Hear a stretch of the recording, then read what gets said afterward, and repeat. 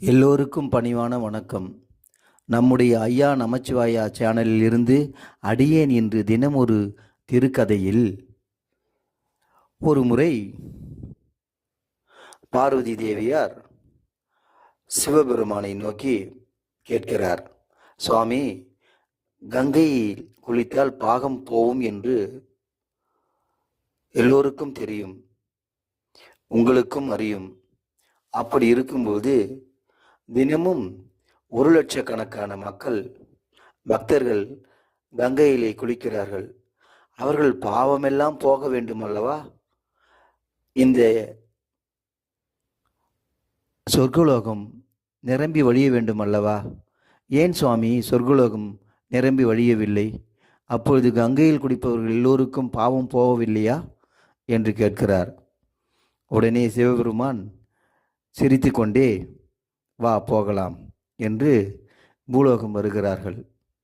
பூலோகம் வந்து காசியில் கங்கை கரையிலே இருவரும் வயோதிகர்களாக உருமாறி நடந்து வருகிறார்கள். அப்பொழுது திடீரென்று சிவபெருமான் ஆகிய அந்த தாத்தா உருவம் வந்த சிவபெருமான் வேகமாக ஓடி சென்று கங்கையிலே குதித்து விடுகிறார். உடனே பார்வதி தேவி ஆகிய அந்த பாட்டி,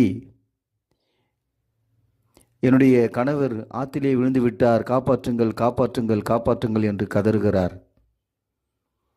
உடனே எல்லோரும் ஓடுகிறார்கள், அந்த தாத்தாவை காப்பாற்ற ஓடுகிறார்கள். ஒரு நிமிஷம் நில்லுங்க, நீங்கள் காப்பாற்றினால், அவரை காப்பாற்றினால் உங்களுடைய உயிர் போகிவிடும். அதை சம்மதித்து நீங்கள் விருப்பமென்றால் என்னுடைய கணவரை காப்பாற்றுங்கள் என்று பார்வதி தேவி ஆகிய அந்த பாட்டி கூறுகிறார். உடனே ஓடி சென்றவர்கள் எல்லோரும் பின்வாங்கி விடுகிறார்கள். ஆனால் ஒரு இளைஞன் மட்டும் வேகமாக ஓடுகிறான்.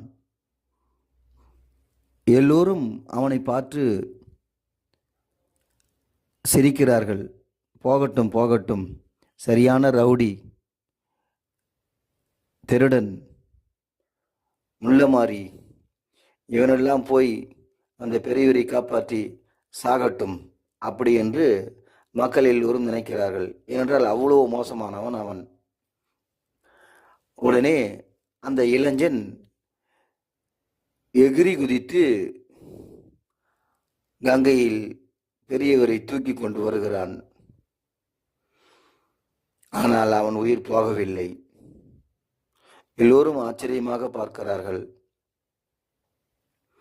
உடனே அந்த தாத்தா பாட்டியும் அவனை கேட்கிறார்கள், என்னை காப்பாற்றினால் என் உயிர் போகும் என்று என்னுடைய மனைவி சொன்னார்களே, அதை பொருட்படுத்தவில்லையா என்று கேட்கிறார் சிவபெருமான். அந்த வயோதிகர், ஆனால் இந்த கங்கையிலே குளித்தால் பாவம் போவும் என்று சொன்னார்களே, அதனால் நான் தைரியமாக குதித்தேன், சுவாமியை வேண்டினேன், உங்களை காப்பாற்றினேன். பாவம் போனால் உயிர் போகாது அல்லவா, புண்ணியம் கிடைக்கும் அல்லவா என்று அந்த திருடன் சொன்னான். நம்பிக்கையோடு கங்கையிலே குதித்தான், பாவம் போகும் என்று. பாவம் போனது, அவன் செய்த பாவமெல்லாம் போனது. பெரியவரை காப்பாற்றினான், அவன் உயிரும் போகவில்லை. இதுதான். இதை அவன் சொன்னும்போது சிவபெருமான் பார்வதி தேவியை பார்த்து சிரித்தார். புரிந்து கொண்டேன் சுவாமி என்று தலை அசைத்தவாறே அந்த திருடனுக்கு ஆசீர்வாதம் செய்துவிட்டு அங்கிருந்து புறப்பட்டு சென்றார்கள். அந்த திருடன் அன்றையிலிருந்து சிவபக்தனாக மாறி தினமும் கங்கையிலே குளித்து சிவபூஜை செய்து கடைசியில் சிவலோக பதவி அடைந்ததாக சொல்லுவார்கள். இந்த கதை உங்களுக்கு பிடித்திருந்தால் சந்தோஷப்படுங்கள், பிடிக்கவில்லை என்றால் வருத்தப்பட வேண்டாம். நம்பிக்கையே வாழ்க்கை, நம்பிக்கையே இறைவன். திருச்சிற்றம்பலம் திருச்சிற்றம்பலம்.